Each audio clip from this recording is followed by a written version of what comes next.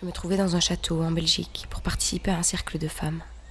Je racontais à l'organisatrice le voyage que j'avais effectué lors de notre dernière rencontre. Elle fut ravie lorsque je lui partageai mon désir de revivre ce voyage inachevé.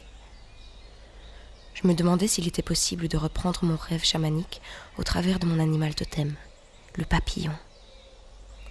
J'avais en mémoire les images très nettes de la forêt et du grand pouvoir émanant des sorcières.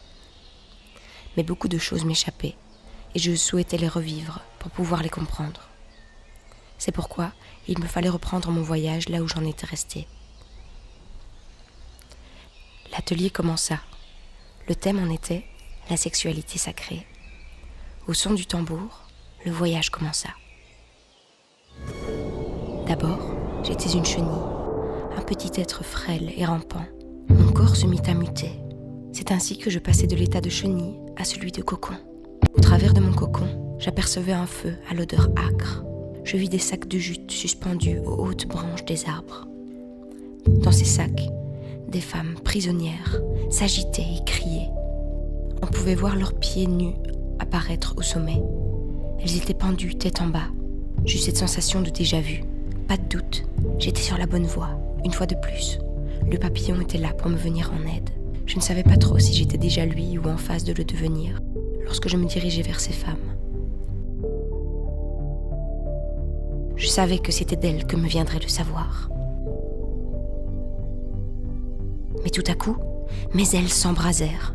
J'avais besoin d'aide, mon animal totem. Je me mis à l'appeler de toutes les forces de mon âme. C'est alors que je me transformai à nouveau, en papillon de nuit cette fois. Passant de la blancheur de l'aube à l'encre de la nuit, j'eus le sentiment de ne faire qu'une avec toutes ces femmes, que cette osmose durerait pour toujours, peu importe la forme que j'incarnerais.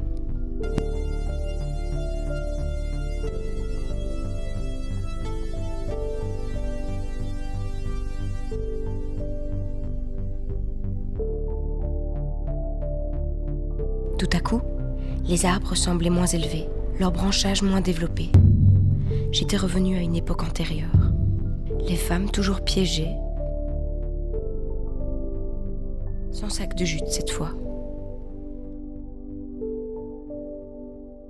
Aucun son ne s'échappait de leurs lèvres.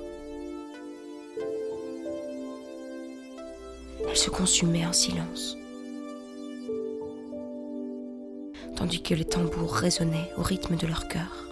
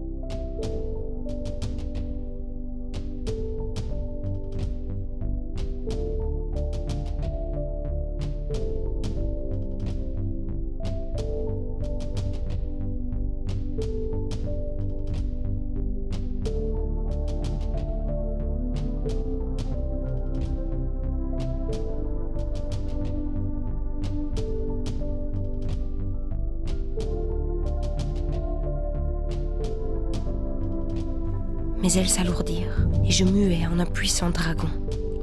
Crachant du feu, enragé, je pénétrai à l'intérieur des flammes et perdis toute agressivité. Ce fut comme si l'élan d'énergie de l'organisatrice et des femmes qui m'entouraient m'avait aidé à franchir un nouveau palier. Je remerciai chacune d'entre elles. Devenu dragon pacifique, dans le feu rougeoyant, je me ruais sur une forme qui me faisait penser à un sexe féminin. Je le traversai et en ressortis en phénix, disparaissant dans la lumière du soleil. De très haut, je fonçai droit vers le sol et je vis se détacher le mot « amour ».